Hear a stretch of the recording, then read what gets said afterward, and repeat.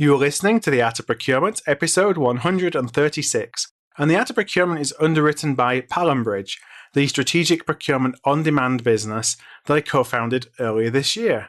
So if you need on-demand access to procurement subject matter expertise and market intelligence, and it's provided at the activity level, which is, I think, something that really differentiates us, and you're able to access that expertise without the cost of long-term consulting or outsourcing contracts, then please check us out. You can find us at www.palmbridge.com.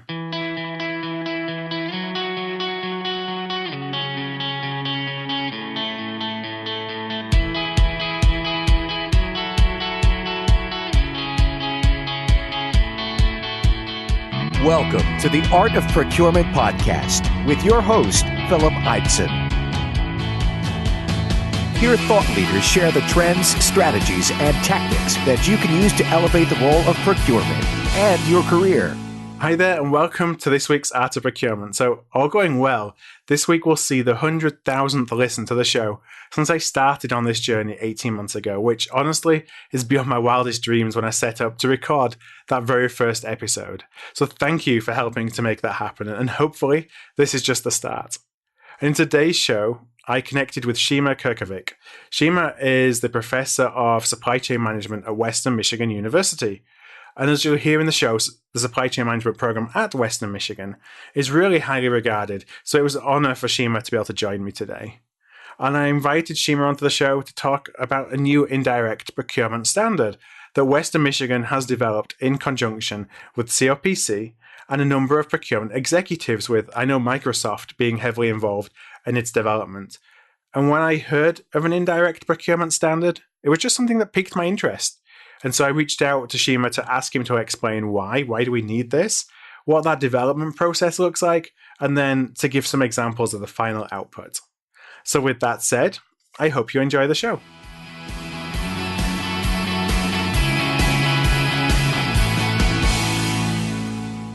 So hi there, everybody, and welcome to this week's Art of Procurement. And I'm joined today by Sime Curkovic, the Professor of Supply Chain Management at Western Michigan University. So Sime, welcome to the show. Thank you very much for having me. And before we really get into today's topic, I'd love to explore a little bit more about procurement as an emerging career, given your vantage point at Western Michigan. And actually, as I do that, I do actually want to note for listeners that, a recent study, Western Michigan University was actually ranked the second best school for developing supply chain management talent in the world. So first of all, congratulations on that, Sime. Thank you for noticing. I appreciate it. Why do you think it is? Where do you think perhaps you focus as a university where others don't? Well, oddly enough, we just had our graduation ceremony this past weekend, and we graduated over 60 students in our supply chain management program. And for the most part, every single student had a job waiting for them. The vast majority of them had 3 to 5 offers when they graduated this past weekend. I think what we've done is we meet with industry managers twice a year, and we've been doing this for over 20 years now. These are about 50 managers from 20 to 30 different companies, and every semester we bring them in and we ask them, pretend there are no limitations or boundaries on what we can teach and what they can learn. And what's happened over a period of time is they've basically said that they want someone that's very cross-functional, that can wear many different hats and can make strategic decisions, meaning they can make decisions that impact the organization 2, 5, 10, 15 years down the road. So what we've done is we've created a major in a curriculum that, if you look at it, compare it to other programs, our students are required to take approximately twice as many classes as their counterparts at other schools. So our undergraduate program in supply chain management is typical. You take purchasing classes, operations management classes, logistics classes, but then we also make them take classes that prepare them to be data analysts, to be engineers, to be lawyers, to be negotiators. Employers have told us that they want these skill sets in our students, assuming we can teach it and assuming they can handle it. So when you get our student, they're basically taking twice as much content. And what we're basically trying to train them to do is be a supply chain professional that can also be a lawyer. So, for example, we make them take an advanced contract negotiation management class. We train them to be data analysts. so they can use Excel as an artificial intelligence system where they can look at 600,000 lines worth of data and make better decisions. What's very unique about our program is we require them to take 3 to 4 engineering classes at the engineering college taught by engineering professors with engineering students. So they can use CAD, they can read blueprints, they can look at schematics. We make them go into the lab and actually make parts that they'll buy from suppliers. We teach a quality assurance class that's so technical, they could actually generate the SPC charts themselves. So I think the differentiating factor is we're teaching them to wear many different hats so that in general, companies pay a premium for those skill sets. But in the end, we're required to basically double the size of the content within the curriculum. So if these students decide they want to major in this their junior or senior year, they're probably delaying graduation by at least a year. So that's the drawback, is they kind of have to know early on that this is a good fit for them. But you're graduating with such a well-rounded kind of base of skills that is unusual, especially when you think of direct procurement. I started my career in direct procurement, and I had no idea what a blueprint was, when I was first put into my my first role buying plastics. And I just think of how much more impact I could have had earlier in my career if I'd have actually been able to speak on the same terms, understand the engineers that I worked with. And it's something that, over time I was able to grasp, but going in on day one, I can see why that's a differentiator. Exactly. And that's what the employers told us, and basically gave them what they wanted. I think at other schools, there would have been so much bureaucracy and politics and red tape associated with doubling the content of the curriculum that it never actually happened. So I think we're fortunate in that when we started doing this, our leadership wasn't really paying attention to what we were doing and how we were doing it. It was entirely industry driven. So that was kind of the idea, is that our students can talk to engineers. Our students can create contracts that precludes them from ever needing to go to a lawyer because a bad thing happened. They can use technology in a way that people above them in the organization can't fathom. So, I think it makes them more valuable, and that's why the job placement is so good. The drawback is that it's an intense curriculum. Their GPAs take a little bit of a hit because they're not engineering majors, but we're making them take a CAD class. But employers don't seem to care. They just appreciate the skill sets they get from what is a 22 or 23-year-old, which just blows me away because, like you said, I couldn't have done any of this stuff at that age, and I majored in it. Me neither. Exactly. That's an interesting point because, most of the people I talk to on the show, myself included, we fell into procurement or fell into supply chain management because for me it was I joined Ford Motor Company and was placed in procurement, and they said, here you go, here's a buyer, you can do that for 9 months, and then we'll move you into finance. Or move you into HR, and I actually enjoyed being a buyer so much that I never left. But I didn't have a clue what a buyer was when I stepped into that graduate program. So, having that kind of rounded understanding and skill sets, I can completely understand why you really stand out. And at that point, it's not necessarily about GPA; it's about what your experiences are and what impact you're going to have. Exactly. And about the only other thing I can add is what we've done, kind of recently is we've basically created a consulting division within the program where we team up with local companies, and we put students in those local companies. So they'll actually take a class where they learn problem-solving techniques like DMAIC or A3, and they help small to medium-sized businesses in the area that don't have strong supply chain management skill sets. And I think that's added a lot of value. So our students, when they go into internships, they already have these projects under their belt. So they actually bring work experience into the internships. And I think at other schools, they get the internships to get their first work experience. So I think that's another differentiating factor. Yeah, no, that's what I did too. My internship was my first experience in the real world, but I was thankful for it because that's how I differentiated myself when it came to graduating, is that most people didn't even have an internship the way the UK education system worked. So, one of the things that I was kind of interested in is how are the skills that you've been asked to develop in students evolving, and not necessarily between now and 20 years ago, but even now and 3-4 years ago, because I imagine things are still changing pretty quickly in terms of what you're being asked for. Yeah. Well, what's been interesting for me is the engineering side of the curriculum. That hasn't changed. Employers are not telling us that this is becoming less and less important over a period of time. The majority of the companies that recruit from our program are industrials that build things, so they take design issues very seriously. Down the road, if the vast majority of the companies that are recruiting from our program don't actually build anything, like banks and insurance companies and hospitals, That might change, but for right now, it hasn't. The part that's evolved is just the technology side of it.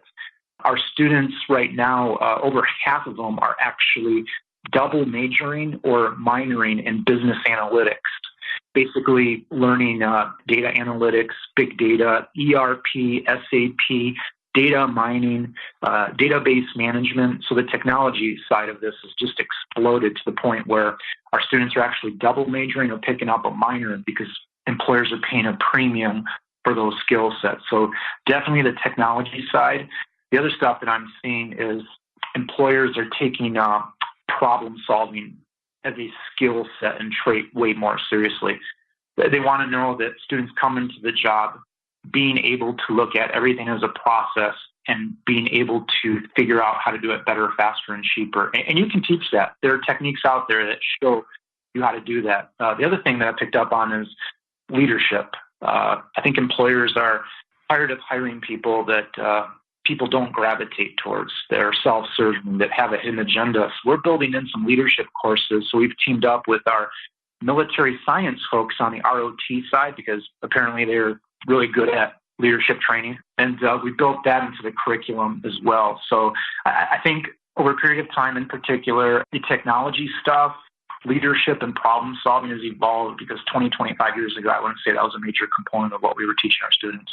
So one of the other questions I had on talent and, what you see from your perspective, and this is relevant because later in the conversation, I want to go into a little bit more detail about an indirect procurement framework that you were involved in building. But my experience when I came over from the UK to the States was in the UK, indirect procurement as a profession was something that was actually seen at a higher, kind of more difficult, and there was more salary involved in it, definitely more cachet involved in being an indirect versus direct. And then I came over to the States and it was completely the opposite. It was really that direct was the place to be, and indirect was, maybe somewhere where folks with less experience were placed in the business or in a lot of the businesses that I worked in. I wonder if you could just speak to, when you're talking to employers, is there more interest in developing capabilities, indirect procurement, a place that you see students starting to want to go, or are they still really focused in on the directs? Yes, I've been at this for about 20 years now. And if you look at our curriculum 20 years ago, it basically catered to students that mostly ended up in procurement and specifically on the direct side. The vast majority of the companies that were recruiting from our program were industrials that built products, and the vast, vast majority of their spend was on the direct side. And during that time period, they were trying to figure out ways to manage their direct spend more strategically with formal processes, best-in-class examples, and such. So what's happened is, in general, our students are very cross-functional in nature. When they graduate, they can work in procurement, or they can work in operations, or they can work in logistics management. Over half of our students start their careers off in procurement as buyers managing spend. The vast, vast majority of them are on the direct side because still, for industrials, this is strategic to them. This is where most of their spend is at. So if they want to widen margins and improve ROI, the most effective place to do so is on the direct side because that's where most of their spend is at. I would say in the last 5 years, we had companies come back to us and say, the industrials, we have a lot of low-hanging fruit on the indirect side because we kind of have ignored it for a long period of time. And we've exhausted our options on the direct side because we've been managing it so strategically for so long, there's not a lot of low-hanging fruit left over. So what's happened is we really weren't teaching indirect in the curriculum, and most of our examples in the curriculum revolved around teaching the stuff in the context of direct spend. What we've done is we're teaching the same stuff. We're developing the same skill sets, but now we're building in indirect examples. So in negotiating a contract with a supplier on the direct side is different because with that supplier, you might be 75% of their business and you have leverage in that negotiation.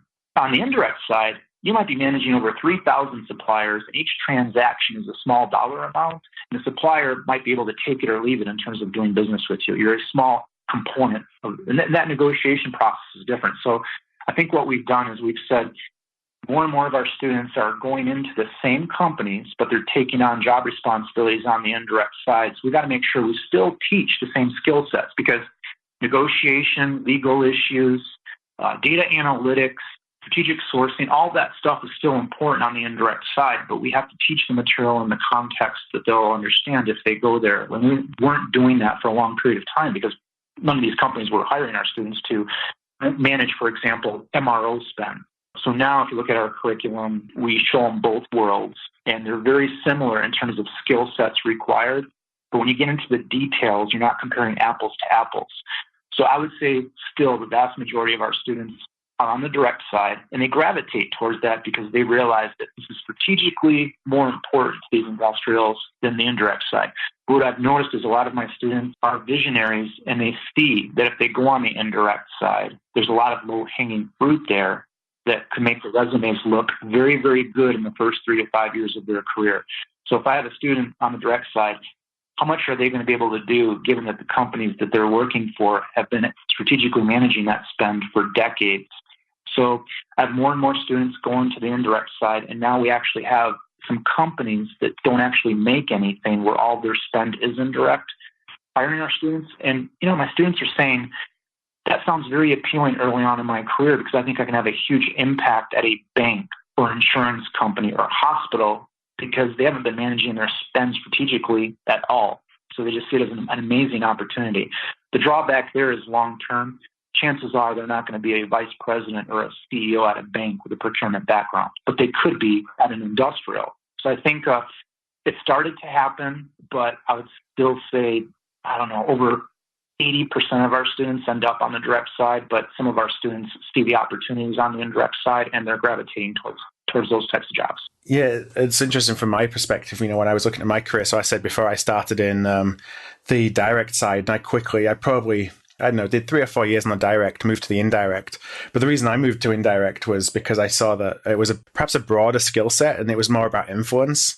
It's a place where there's not really specifications or the business doesn't necessarily know what they need. So they're buying a solution rather than buying something off a blueprint. But also that I could take those skills and apply them to any industry. And what I was really afraid of, this is early in my career, was that I didn't want to be in one industry and then feel that my skill set was only applicable to one industry. But on the other hand, like you said, then when you become the CEO of an organization as you go up through procurement, I think there are some cases, but they're few and far between. It's going to be interesting now as the procurement function evolves because we can do things that bring greater value to the business if we focus on different things that we may have done in the past, and that will give us greater visibility. But I think we're at this kind of crossroads as to whether procurement as a career is something which inhibits you or whether you can make it as an opportunity. Exactly. I'll get students to get a job offer at an industrial where the job might be, you're going to manage $30 million worth of spend for us on the direct side. And then they might get a job offer from a bank, and the bank might say, buy $300 million worth of IT for our company. I actually have students that are gravitating towards the bank because they think they can do more with $300 million in spend at a company that's never strategically managed its spend versus at an industrial that has been for decades. But I think long term, they think that because they're in the procurement side of that business, that there isn't a lot of upward mobility in terms of promotion. But I think even those companies have to change their reward systems if they see the ROI being worth it. And I think they will when they see what doing things better, faster, and cheaper has on their margins and ROI and shareholder value. So I think it'll evolve to where maybe long term they want to be in those industries because the rewards are there. They're definitely there with the industrials and have been for some time. But in the service sector, I don't think we're there yet. So let's talk about the COPC Indirect Procurement Standard. I know that's how we first connected. I came across it and was just really interested in it, again, given that I've touched both direct and indirect and looking at, how you're thinking about bringing a more formal framework or guidance to how organizations can manage their indirect spend a little bit more consistently. But before we go into the nuts and bolts, I wonder if you could just give me a little bit of background as to what the COPC Indirect Procurement Standard actually is. Forgive me as I just read you a little bit of a script I have no to problem. answer that question. All right. It's a detailed written document that provides a performance management system for purchasing organizations responsible for indirect spend. The standard offers a set of management practices and key metrics covering 5 areas: leadership and planning, business processes, support processes, people processes, and performance. Basically, what's happened is managers have been coming to me saying that we're taking the indirect side more seriously. I need your students to understand what that means. I want the skill sets that you've been training them on for the direct side to translate to the indirect side. And they start getting our students, and I hear from managers that, you know what, we've been trying to take our frameworks and processes and systems that we've used on the direct side and apply them to the indirect side, and it's not working out very well for us. Like I said, they're very similar in terms of skill sets that are required of supply chain management professionals, but you're not comparing apples to apples here. It's a different type of spend management. So by interacting with folks like CO, PC, and industry managers, we started to realize there's really nothing out there in terms of a framework or standard can use to strategically manage their indirect spend. So to fill that void, we got together and we created what we think is a framework that allows them to do so. So what we've done here basically is, I think, giving something that industry has been asking for. And I'm shocked that in 2017 that there wasn't something out there. I think we were all a little surprised. What we found out was there's really nothing out there. And if there is, it's either too generic or it's too prescriptive. And in general, what's happening is people just assume that if it works on the direct side, it'll work on the indirect side, and that hasn't worked out very well. So what are the kind of companies that this is built for? Is it organizations of any industry, or are you looking at it more specifically for industrials who are thinking about how do we become more effective at doing indirect procurement? If you look at the standard and the framework and the categories associated with it, what we've tried to do here is make it fairly generic so that it could apply to any type of organization, but we've customized it to specifically address indirect spend and issues. So right now, it is a system. There are resources required to make these investments. It takes resources to create a framework that manages indirect spend strategically. So I think right now, the companies that have shown the most interest tend to be industrials that have managed their direct spend rather strategically. So they get it. They understand processes and systems. They understand the resources required to make these investments. But they've also said that these don't work on the indirect side. So we see the biggest potential early on to be with those types of companies, industrials that understand supply chain management, have done it well on the direct side, and are looking for something that's a little more customized to address indirect issues because, again, it's a different animal versus on the direct side. So I think it's companies that have billions in spend overall and have hundreds of millions, if not over $1 billion on the indirect side. Not that small to medium-sized firms can't use this framework, but if you're a company of 100 people, you're probably not ready to dedicate a staff of 2 to 3 people full-time to build a framework. But it could give you some of the basics to guide you.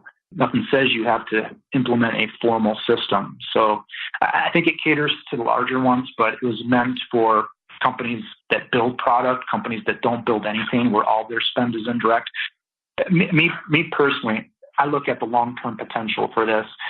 85% of Americans work in the service sector. Most organizations out there don't actually build anything. In other words, they don't have direct spend. All of their spend is indirect. And a lot of those companies and a lot of those industries in the service sector, they haven't managed their spend in a strategic way. They don't have processes in place to formally identify how they should spend their money. But I think longer term, it's the service sector, which is where most of the U.S. economy is at, that could benefit from this. Yeah, and to be honest, I think it's pretty industry agnostic in terms of where it can be applied to, because, as I mentioned, indirect across a number of different industries, and the bones of how you go about doing it doesn't change from industry to industry. You can contextualize it, and there's obviously different scenarios and different companies. They have different business needs, and they have different objectives and all that kind of stuff. But when you get underneath it all, the way that you actually go about doing the work is very similar from industry to industry once you get into indirect procurement. Exactly. And if you remember those core areas of the framework that I mentioned, they could apply to any management system for any major strategic initiative, whether it's direct, indirect, mass customization, quality management. I mean, if you look at those 5 core areas I mentioned, leadership and planning, what management system wouldn't address that? Business processes, support processes, people processes, and performance. So what we've done is, this is entirely driven by industry managers. These are typically directors and vice presidents of supply chain management or chief procurement officers. We went in and built in the details so that it specifically addressed indirect spend issues. So I think the core of this is generic and would look like something you would see in any management system, but then you dig in deep to the categories and the subcategories and the items associated with each category. It specifically addresses spend management. We've tried to write this in a way where it addresses indirect spend, but keep it a little generic so that if a company wasn't managing their direct spend too strategically, they could still use this. Before I go into some questions I have around the approach to developing the standard, you talked about partnerships. One, I think, with industry managers. You talked about working with industry managers a lot to start putting this together, but also with COPC. I wondered how those partnerships came about as you started to build this framework and put it together, and what the role of all those different parties was in the developing of it. Yeah, this started with me and a group of industry managers. And by managers, as I said earlier, these are typically higher level folks, CPOs, vice presidents, directors. We've known each other for a while. We've been talking about this void on the indirect side. There's just no framework out there to use that is specifically designed to address indirect issues. So we've been talking about this for a while, and all of us had a relationship with COPC, and it was a very good partnership, because when you do something like this, first of all, I'm doing this as an extracurricular activity because I want to move the field forward. I want to fill a void. Okay. Likewise, these industry managers, they're doing this as an extracurricular activity. They're passionate about the area that they work within. They see it being held back because of a lack of framework or standard. So we all want to move this field forward and make it better. Okay. The problem with that is we can't do this long term as an extracurricular activity. We need someone to come in so that this is sustainable long term. We need what I call an independent third party registrar that makes this sustainable and puts legs on this so that we can walk away from this periodically and this thing keeps building onto itself. COPC was a great fit because they have experience in performance management systems and standards and systems and frameworks that revolve around customer satisfaction. They were a huge part in developing the metrics, the measurements, and performance side of the standard because they have tons of experience in this area. What I liked about COPC was I wouldn't say they have a core competency in supply chain management. And that was very important to us. If we bring someone in that has that core competency, they tend to dictate the agenda and they tell us what it should look like based on what they're selling to their customers. And we didn't want that. Yeah, they have their own bias. Exactly. And we wanted to create this standard. They gave us the skeleton, the basics of what a framework should contain. And then we went in there and built in the details to address indirect issues, and then we connected the dots, and they helped us connect the dots. But they kind of just sat at the table and guided us and coached us, but the details of it came from the people that actually work in procurement. So it was a good fit based on previous relationships and what our agenda was. And we wanted to get this rolling, and then we wanted someone to run with it, and they were just a great fit. And I think a big part of that is because of their previous history and experience with performance standards, but not too much on the supply chain side. Yeah, it gives it that long-term sustainability. It lives and transcends the project of pulling it together. So it's not just something that is within kind of your circle. It takes it out of that, but it also builds, like longevity into it. Yeah, I mean, without them, these CPOs and myself would have to turn this into a full-time job or dedicate resources to sustaining it. And we just can't do that. It's not humanly possible. We need someone out there, I guess, with an economic incentive to do so, but in a way that makes sense that we can move the fields forward. It was just a great match. So when you were looking at developing the framework and the methodology that you applied in deciding what should be in it, perhaps what shouldn't be in it, I just wonder if you could speak a little bit to that process. What we did was I went to the literature and looked at what was already out there, so we didn't reinvent the wheel. And what we tried to do was we knew what a framework in general should look like. We had our experiences on what the details of it should be. But what we noticed with a lot of the companies that participated on the steering committee, on the technical advisory council, everyone admitted that they don't have a complete system that's perfect from beginning to end. In fact, a lot of them said, we don't really do anything best in class. A lot of them were shocked at how little they did that was actually best in class. So one of the things that I did as an academic is I spent enormous amounts of time looking at all of the literature on the indirect side, and I looked for best in class examples. And I helped connect the dots to create this framework. And then we built in these best-in-class examples as they applied to different parts of the framework. And then these industry managers provided their experiences. And usually their experiences were what didn't work or what they weren't doing well. And that was just as valuable as the literature telling me, well, what are some examples of companies that do this part of the framework exceptionally well? And different things started to emerge. For example, everyone agreed that change management should be a part of this framework because change happens all the time in all sorts of ways, and you should manage it. There should be a process there for managing it. But a lot of the companies said, you know what, we barely do that on the direct side. How do we do this on the indirect side? So I went to the literature, and there aren't a lot of examples out there, but there are a few, and we talked through them, and we built those into the framework to address change management. Another one is, as we benchmarked and talked to companies, and I looked at the literature, was risk management. It's becoming incredibly mainstream on the direct side, and yet companies were really struggling with it. So how do we build this into a framework that addresses indirect spend? So benchmarking was a huge part of this, and a lot of that involved surveying different companies and just looking at the literature out there and seeing what companies are saying that they're doing that worked and didn't work.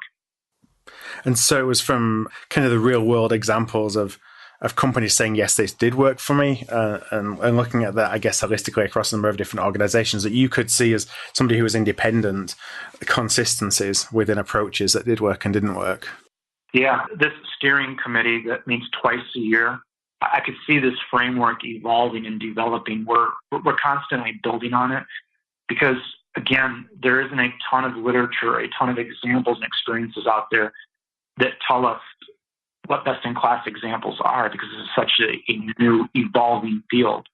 And then that's an important part of this, and I think this is what differentiates this framework from other stuff that's out there. Is it's pretty much entirely driven by industry managers. It was created by industry managers with no outside influence, and they're the ones that are going to help evolve it over a period of time. And that takes place twice a year.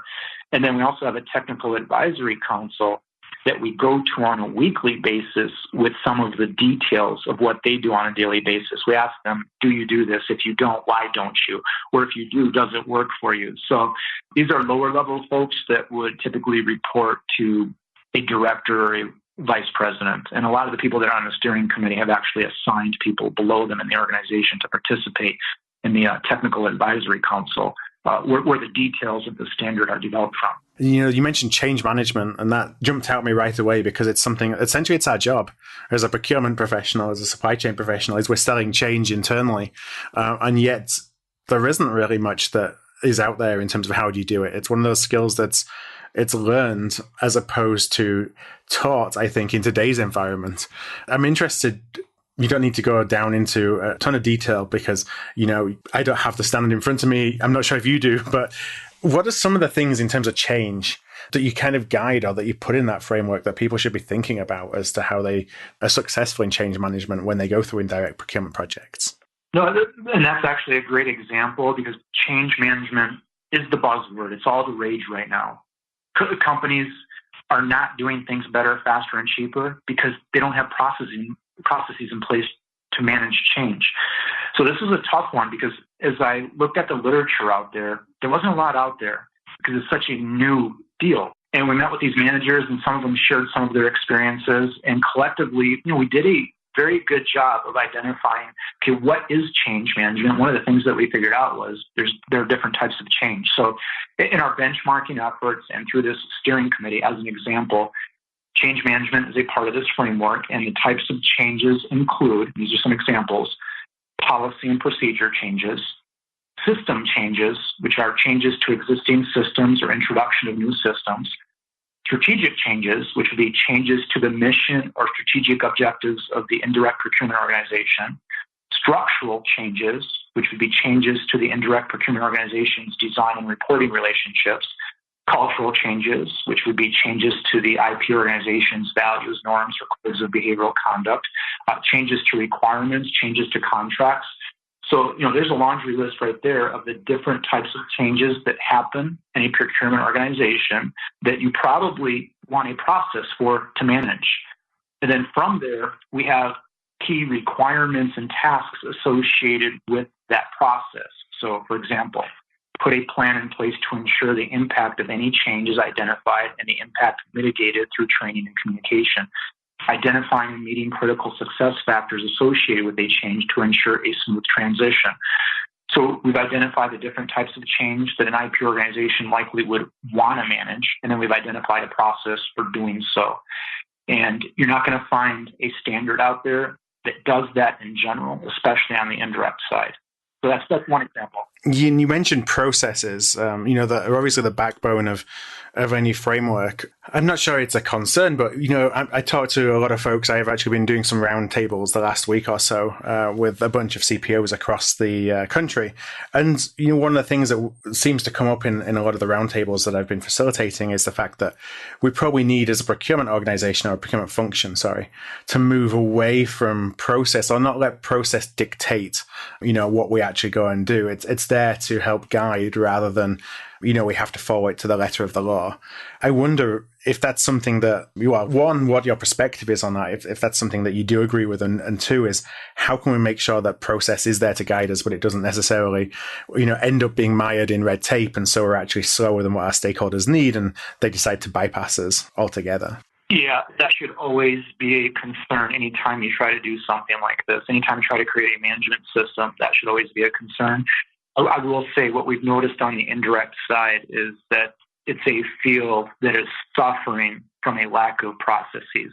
We talked to one company that basically realized that their indirect spend was so decentralized, they were paying for the same services from the same suppliers, and they were paying different prices across their organization. How does something like that happen? Where I can believe it, unfortunately. Yep. And we heard it over and over again, and it's because of a lack of processes, a lack of systems in place to manage that spend in a strategic way. So what we've tried to do here, and trust me, these CPOs and directors and vice presidents of supply chain management that created this framework, that came up over and over again. We can't create a process that's self-defeating, where it actually gets in the way. I'm in academia, where every decision should be based on what's in the student's best interests. We've created so many processes, and there's so much red tape, politics, and bureaucracy that if you actually follow those processes, they hurt our students. Very self-defeating. So we can never get to the point where it actually is self-defeating. So these managers went out of their way to create something that was fairly generic, not too prescriptive, and leaves a lot of it for companies to decide on the details of the processes. So, for example, measurement is a huge part of this framework, and we provide a laundry list of measures for each category, but then we say, look, it's up to you to decide what you want to measure, how you want to measure it, and which measures are important to you. Supplier relationship management is a huge part of this framework, and we tell them that you identify who your key suppliers are, and here's a process to do so, but that's up to you. I will say on the measurement side, we did dictate and require that they measure cost savings and customer satisfaction, but outside of that, we leave it up to them, and we help them if they want to measure things beyond that. I think you would agree, if you have a framework for managing indirect spend, you better be measuring cost savings. Yeah, as much as we may hate the idea, and we're doing so much to try and move the way that we measured away from cost savings and onto value and other, value levers, at the end of the day, cost savings is always going to be core. That's how we're going to be measured, and that's how an organization looks at us in terms of the value that we're contributing, certainly in the industrial space. A little bit less so in some of the other industries, but it's very dependent upon the industry. But yes, I think cost savings will always be the way to be measured, and customer satisfaction at least gives some subjectivity. I think about the fact that oftentimes metrics are not necessarily aligned with what the business wants, but there are times when actually doing things that are in the best interest of the business may not generate the cost savings, but they actually lead to a more favorable outcome. Customer satisfaction is one way that you can measure that. Right. And that was actually one finding in our benchmarking study, was that cost savings was a driver for the indirect procurement organization in terms of what they measured. But it wasn't something that their customers internally valued. Their customers were more concerned with service and quality. So there's a disconnect between the objectives of different parts of the organization, in particular internal customers versus the indirect procurement organization.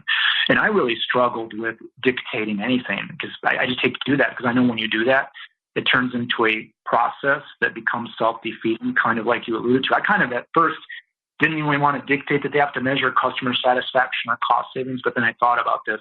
What good is a framework if you don't develop it in the context of customer satisfaction? And again, this is a framework for managing spend. So you got to make cost savings a part of it. But beyond that, we offer guidance, and it's up to the companies. And they decide for themselves what's in their best interest on what they want to measure and how they want to measure it. So to that extent, this thing is fairly generic, and it's specific to the indirect field, but it's not super prescriptive. And that was by design, so that we don't create a situation like you alluded to in your question. So how can, if a company is listening to this and they're interested in putting in a little bit more rigor in terms of how indirect procurement is managed and bringing the processes and the framework associated with the standard, what's the best thing they can do? How can they actually use it? I would begin by going to the website, copc.com, and copc.com. Right on the front of the website, you'll see an opportunity to download the standard. The standard in its entirety, from beginning to end, is free to download. I would begin with looking it over and matching it up against what you do and how you do it, and figure out how much of a gap there is. And if you sense there's a huge gap, there's an opportunity there. So I would begin that way. Microsoft has already started the process of applying the framework to their organization, and their CPO is a member of the steering committee. And they'll actually probably be one of the first companies to get registered and certified to the standard. But it's up to the company to use it as a tool. They can use it to do their own gap analysis. They can call COPC for training and help, or to do the gap analysis. And they can call COPC up to actually do the certification registration. So a number of options on how they want to apply the standard. I'm going to use it as a teaching tool on our curriculum, just so that our students are better prepared for the indirect space, so that when they go into the workforce, they understand how to manage it, and manage it in a way that's different than on the direct side. And then they can also go to their employer and say, look, if we're really serious about this, we can actually create a process for strategically managing this spend, and here's a framework to do so. And for the most part, it's the only one out there. For anybody listening, I would definitely recommend you go and check that out and take a look and just see how it matches with what you're doing today. And, for some organizations, I'd say fewer than more organizations, maybe you've already got something in place, but for the vast majority, I think that there will definitely be at least pockets within that standard that you look at and think, that's probably something that we should look at doing, or look at thinking about as we think about transformation, because I know a lot of my audience are thinking about procurement transformation at the moment. And what I'll do is I'll actually link up to the full download on the show notes for today. I'll give out the URL at the end, but so that'll just make it easier for folks to just go and find it and to start taking a look at the framework. As we wrap up, I have one last question. This is really going back to where we started at the beginning of the show, and that was talking about skills. And I would just want to leave listeners with something they can take away and they can apply to their own career. And you may have mentioned one of the skills at the top of the show, but I wanted to ask the question again in terms of there being one emerging skill set that you think employers are asking for that they are struggling to get today. But when it comes to that skill set, how can listeners then go about developing their capabilities, or, learning more, becoming more proficient or competent in that skill? Okay, yeah, I have a couple of thoughts on this. One, cross-functional. I have a lot of students that go into procurement, they become buyers, and they get very, very good at their jobs. And they start off with salaries that are very competitive. Then eventually they become commodity managers, and they have 6-digit salaries with very generous bonuses. I would recommend, and what I've noticed is I've got students in their 30s. They've hit a ceiling professionally because they haven't gone beyond procurement. All they've done in their careers is buy stuff. And that's an important skill set. But I would recommend that you get that operations management and logistics management and procurement experience. So get as much cross-functional experience within supply chain management If you don't, you're going to end up being stuck and hitting a ceiling. And for example, if all you have is operations management experience, you might be stuck in a factory the rest of your life. But I think long term, you need some of that experience. So I would recommend get as much cross-functional work experience within supply chain management as possible. And beyond the cross-functional work experience, take leadership and problem solving as seriously as possible. Study after study says that employers are looking for those two traits, rank order 1 and 2, leadership and problem solving. And I think the great thing is it can be taught. You can read about it and learn about it. I would recommend that you go to a local university and go to their business college course catalog and look up the classes that have leadership built into them. These classes are now taught exceptionally well. At our business college, they're taught by people that have fought in battle, our military science folks. They're exceptional and they have a great business acumen.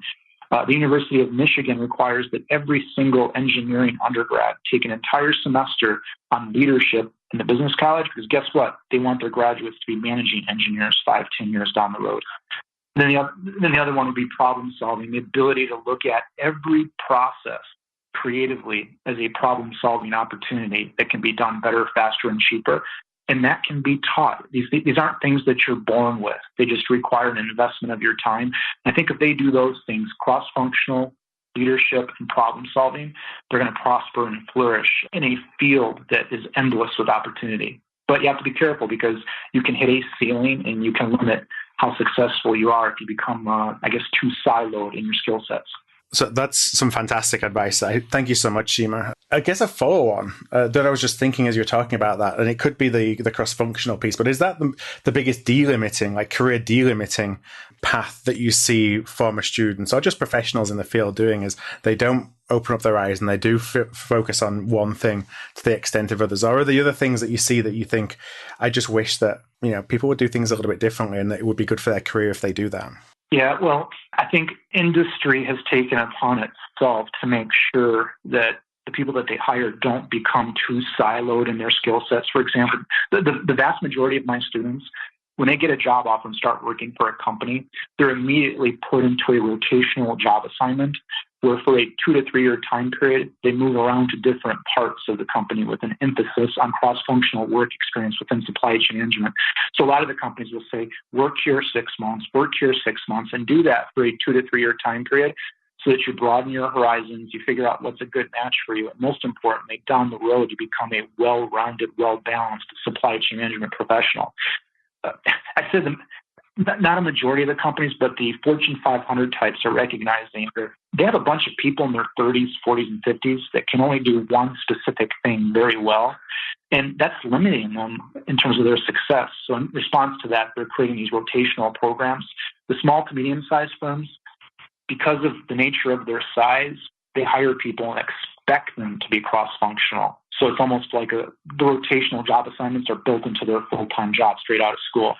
So I think everybody out there is responding to this void that, hey, if you become a buyer and all you do is buy rolled steel over and over again, what else do you have to offer after a few years of that? And given the future of work, I see that as being really dangerous. That's where I set my career to start off, was I'm going to do procurement. I'm going to touch everything I can to do in procurement, but at least try and get some diversity, but it was still within that function. And then, you start looking at how the world is changing. And, you don't want to be stuck in one of those positions that ultimately is either outsourced or automated. I think these days it's more automation to fear and technology, because if you really only have an expertise in that one thing and that one thing is taken away, you're in a really difficult position.